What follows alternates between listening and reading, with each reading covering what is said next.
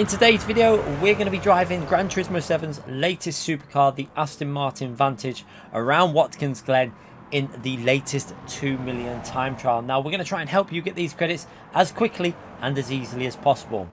Now, to enter this time trial, you're going to go into the sport mode section and then the time trial section. You'll be greeted with two separate time trials. We already have a guide for Brands Hatch in the go-kart, so you can check that out. But we're in the Aston Martin at Watkins Glen on the Sports Soft for this TT event. Now, I predict the gold will end up around 153.8. It might go slightly quicker, it might go slightly slower, but I would aim to get somewhere below that time to secure your 2 million credits for this week's TT. Now, I did manage to briefly get it into the top 10. It's not in the top 10 now, as you can see there, but that does mean that we do have the ghost saved to the server, so you can chase my lap after watching my guide and try and see if you can help improve your lap by following my ghost. So let's get into this time trial and try and give you as much advice as possible to get that gold or silver as quickly as possible. Now, one thing you're going to learn with this car is that fourth gear is a very good friend of yours and it will help you out if you use fourth a lot. So going into turn one, we are going to look for the 400 board. You're going to brake just shy of the 400 board for your first braking reference. Now, don't downshift this car super aggressive. Brake and then go down to fourth gear and stay in fourth gear. Do not go down to third gear for this corner.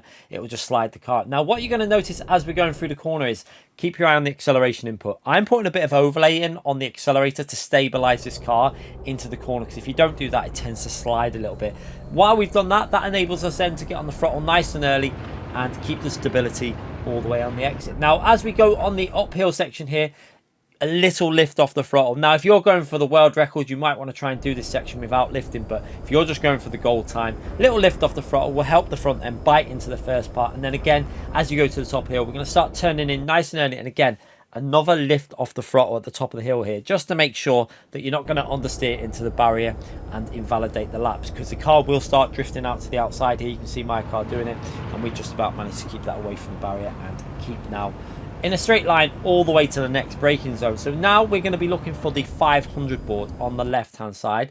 That is our reference for the braking zone, braking just short of that 500 board. You can see there the braking inputs going in, and now we're going to start putting that overlay in again on the accelerator and the brakes at the same time as we go into this corner. You want to get it right up onto the curb, but be careful. You can see a bit of aggressive putting a little bit more overlay on the accelerator as we went up the curb, and then again back on the brakes, and you can still see that acceleration going in at the same time. Now, as you come off this curb now, you want to keep the car to the left hand side as much as possible. I run a little bit wide, but you can see the ghost in front of me keeps it really tight through there, and that enables him to gain about 2 tenths on me just by keeping it nice and tight and earlier on the throttle. Now, into the long right hand corner, a little dab of the brakes to put the weight onto the front tyres, and then down to fourth gear here, obviously keeping it in fourth as we go through this long right hand corner. Ideally, you want to be right up to the curb like the ghost in front of me. That will give you the ability to get on that throttle that little bit earlier. So on the exit, just try and make sure you don't go too far wide, and then onto the brakes again before the 200 board. You can see we're actually braking quite a distance before that 200 board. Same reference as normal, the 200, but braking a little bit earlier. And again,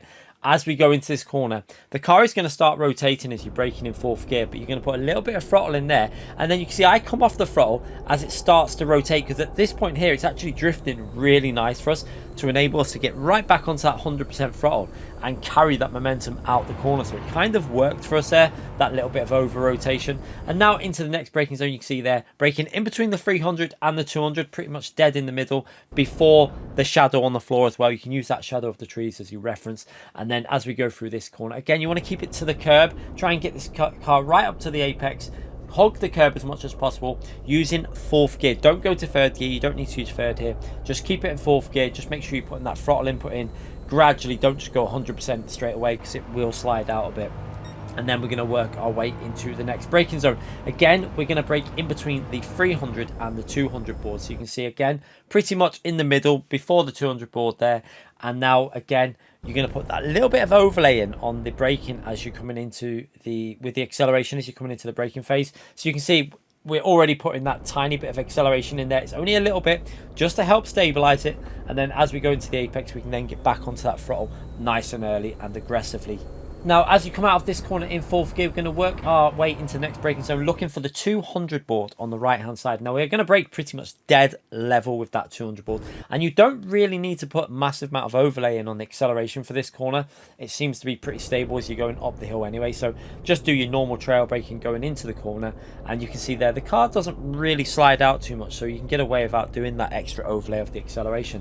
Then you want to get on that throttle as early as you can on the exit. It's all about carrying the momentum out of that corner, and then into the next braking zone, which we're looking for the 200 board on the right hand side. We're going to brake pretty much dead level again with that 200 board, but we're not going to be aggressive on the brakes. It's just going to be enough to put the weight onto the front tires so you can start rotating it through this 4th gear left hand corner. You see it, just a little dab of the brakes there, and then we're back onto the throttle as we go through the apex of the corner. And again, you're going to run wide here, that's going to happen, but then you're going to get it back over to the left hand side of the track and onto the brakes before the end of the tarmac on the right there where it joins the white line, and before the barrier changes. If you're braking too close to them, you're going to understeer on this final corner. Just be careful, because it's all about trying to hog that curb and getting onto that throttle really early so you can carry the speed. Don't be scared to go too close, like right up to the wall, but just make sure you're back onto the track nice and early, because you can pick up an invalidated lap if you go too far wide on that part of the track. So a 151.7, a reasonable lap there. Now we're going to have a little look at that lap again from the chase camera, and I've got the telemetry running so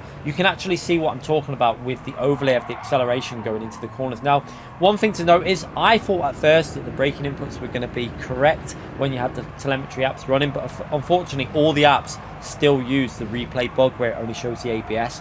So we're going to use this more for looking at that acceleration input as we go into the braking phase, and you're going to see it going into the bus stop chicane. So as we approach here, keep your eye on the acceleration and you'll see that overlay happening now. So look at the green line where we're keeping that throttle in during the braking phase. It really does help create stability through the corner, and then again you're going to notice it in the next corner as we come into this, out of this right hand and into the left hand corner. So again, keep your eye on that little bit of overlay that we do on the acceleration, and hopefully this will explain what I'm talking about. Just a little bit of overlay there, and then when the brakes come off, then we can go fully onto the throttle, and it really does help out with this car. It is actually a fun car to drive. I quite enjoyed this time trial. The more I started getting used to it, the more I started to enjoy it, so hopefully you'll enjoy it as well. But again, as we come into this next right hand corner, you're going to see again that little bit of overlay into this right hand corner in the braking phase. So we'll go on the brakes, and then as we're coming into the corner, you'll start seeing a little bit of overlay happening on that acceleration, just a brief bit there, just to create a bit of stability. Some corners you kind of want the car to over rotate slightly, so you don't do it, and this corner we didn't do it because the car was nice and stable here.